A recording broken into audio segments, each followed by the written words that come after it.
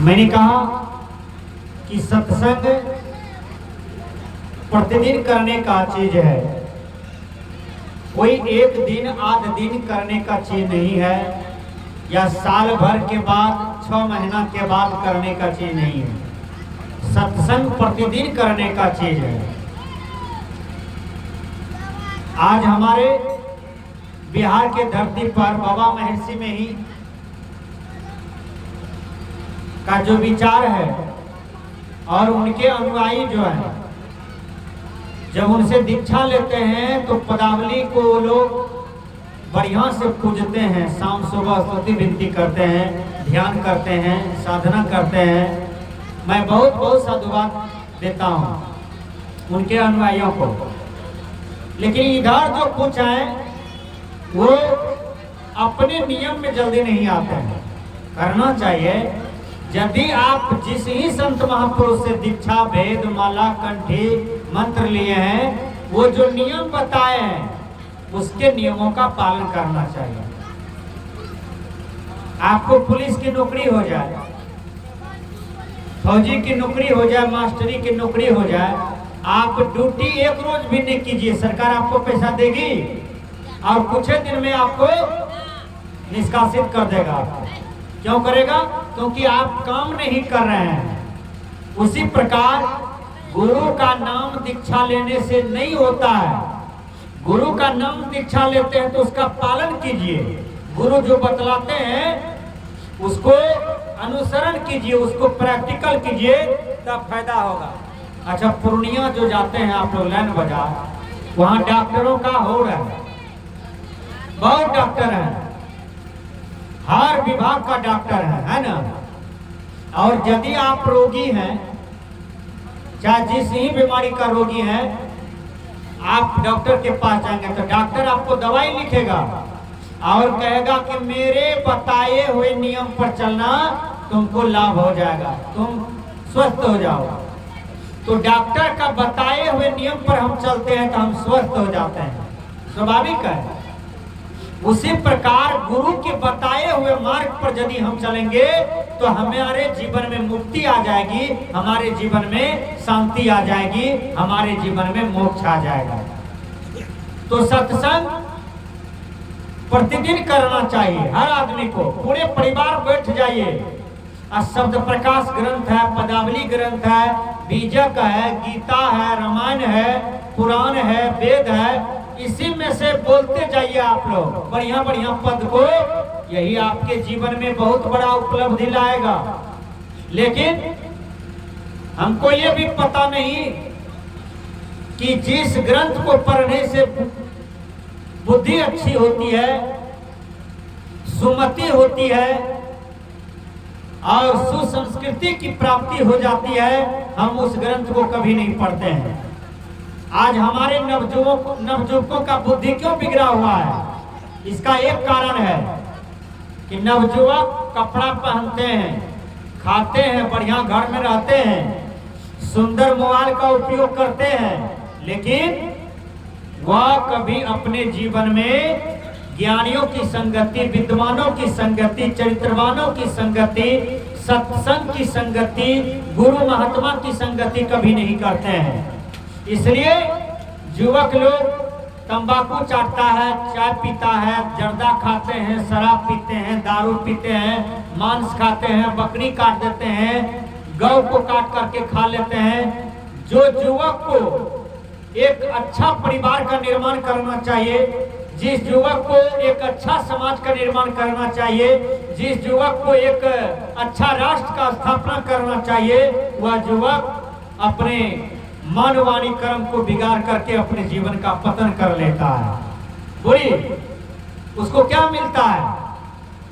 आज हमारी बेटियां हैं, हम अपनी बेटी का चारित्रिक समीक्षा करना चाहिए कि हमारी बेटी कहीं बिगड़ तो नहीं रहा है। यदि आपका बेटी बिगड़ जाए, आपका बेटी नंग कटा दे, आपकी बेटी इज्जत को गड़बड़ा दे, तो फिर परिवार समाज का इज्जत क्या बचेगा? जवान बेटा का, जवान बेटी का चारित्रिक समीक्षा होनी चाहिए। हर गार्जियन उनकी चारित्रिक समीक्षा करते रहे, तब आपके परिवार का, घर का इज्जत बचता है। संत कहते हैं कि सत्संग सब दिन करने का चीज है। आप भोजन प्रतिदिन करते हैं ना, बोलिए, प्रतिदिन कपड़ा पहनते हैं, प्रतिदिन आप दांत साफ करते हैं। एक दिन दांत साफ नहीं कीजिए तो आपको मन भारी लगेगा, दांत भारी लगेगा, हैं? कोई चीज में स्वाद नहीं बुझाएगा। जिभ्या सब दिन कीजिए, नहीं तो जिभ्या पर गंदगी बैठेगा तो अन्न में रुचि नहीं आएगी। दांत सब दिन साफ कीजिए, आंख साफ कीजिए, नाक साफ कीजिए, हैं? हाथ साफ कीजिए, पैर साफ कीजिए, पूरा इंद्रियों को साफ करते हैं तो आपका मन फ्रेश लगता है। उसी प्रकार यदि आप सत्संग रूपी साबुन से अपने मन को, अपने आत्मा को शुद्धि नहीं करेंगे तो आपका जीवन का फ्रेश नहीं होगा, आपका जीवन का साफ नहीं होगा। यहाँ एक जगह संतों ने कहा, क्यों पानी में मलमल नहायो, ऐ प्राणी मन की मैल उतार। है? जिस पानी में हम रोज नहाते हैं ये तो शारीरिक शुद्धि होता है। यह भी जो आप लोग सत्संग में बैठे हैं ये ज्ञान रूपी पानी आप प्राप्त कर रहे हैं, ज्ञान रूपी पानी से स्नान कर रहे हैं, जिससे कि जीव का कल्याण होता है, जीव का उद्धार होता है और आत्म शुद्धि होती है। विचार कीजिए, एक जगह गुरु महाराज कहते हैं प्रवचन में, नित्य सत्संग माया मोह टूटे, नित्य घर्षण लोहा जम छोटे। आप लोग रेलवे पटरी पर जाइएगा तो रेलवे का पटरी चमकता है। क्यों चमकता है? उस पर जंग नहीं है, क्योंकि रोज उस पर रेलगाड़ी चलती है, चमचम करता है ना। रेलगाड़ी नहीं चले तो उस पर जंग लग जाता है ना। उसी प्रकार जो आदमी रोज सत्संग करते हैं, चाहे वो कबीर विचार का हो कि बाबा में ही का विचार का हो, चाहे रामानंद वाला हो, चाहे कोई भी मत पंथ वाला हो, यदि आप रोज सत्संग करते हैं आपके जीवन में कभी जंग नहीं लगेगा, आपका जीवन साफ रहेगा, आपका जीवन बिल्कुल चमकता रहेगा। इसलिए सत्संग का प्रभाव मानव जीवन पर पड़ता है। यहाँ गुरु महाराज कहते हैं, सत्संग नित्य अरु ध्यान नित्य रहिए करत संलग्न हो, चोरी हिंसा नशा झूठ बेविचार तजना चाहिए। हैं? कहते हैं 5 पाप का त्याग करो, चोरी नहीं करो, झूठ मत बोलो, नशा मत खाओ, बेविचार मत करो, हिंसा मत करो। दुनिया में सबसे बड़ा पाप है हिंसा। हिंसा का मतलब होता है हत्या करना। आप किसी मनुष्य की हत्या करते हैं, ये हिंसा है।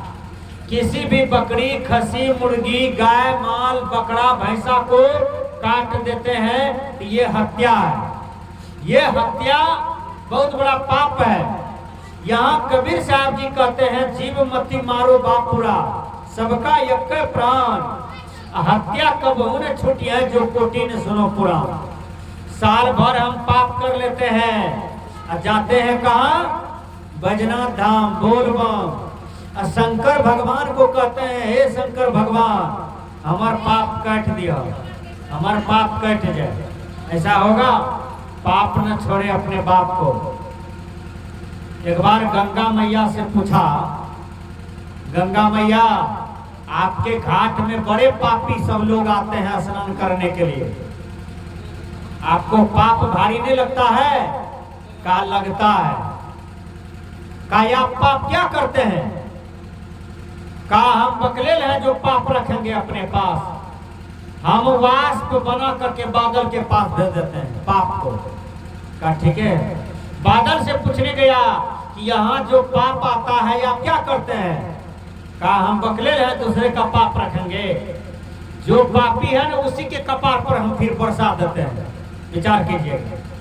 इसलिए हिंसा बहुत बड़ा पाप है। आपसे एक चींटी न मरे, आपके अंदर में दया होनी चाहिए। कोई कीड़े मकोड़े न मर जाए, आपके अंदर में दया होनी चाहिए। इसलिए संत महापुरुष कहते हैं, जहाँ दया तहाँ धर्म, धर्म है जहाँ लोभ तहाँ पाप, जहाँ क्रोध तहाँ काल है, जहाँ क्षमा तहाँ आप। क्रोध भी आपके अंदर में न रहे, क्रोध को जीतिए। आज आदमी को देखिएगा, एक तो बिजी है, ये क्रोध का हवस है? एकदम क्रोधित रहता है माँ पर, बाप पर, दादा दादी पर, भाई पर, कन्या पर, बेटा पर, पुतोह पर, एकदम क्रोध से बबूला रहता है। पता नहीं आदमी का जीवन ठंडा क्यों नहीं है, आदमी का जीवन कहाँ जा रहा है। इतना टेंसलाइट है, इतना पैसा है, गाड़ी है, नौकर है, चाकर है, बंगला है, कोठी कठारी है, अब फिर भी अशांत है, फिर भी दुखी है, फिर भी जीने का ढंग नहीं आया, फिर भी अच्छा व्यवहार बरतने का ढंग नहीं आ रहा है। संत महात्मा कहते हैं कि प्रतिदिन सत्संग करो तो तुम्हारा बुद्धि ठीक हो जाएगा और मति ठीक हो जाएगा। यदि तुम्हारा ये सब ठीक हो गया तो समझो तुम्हारा सब कुछ ठीक हो गया।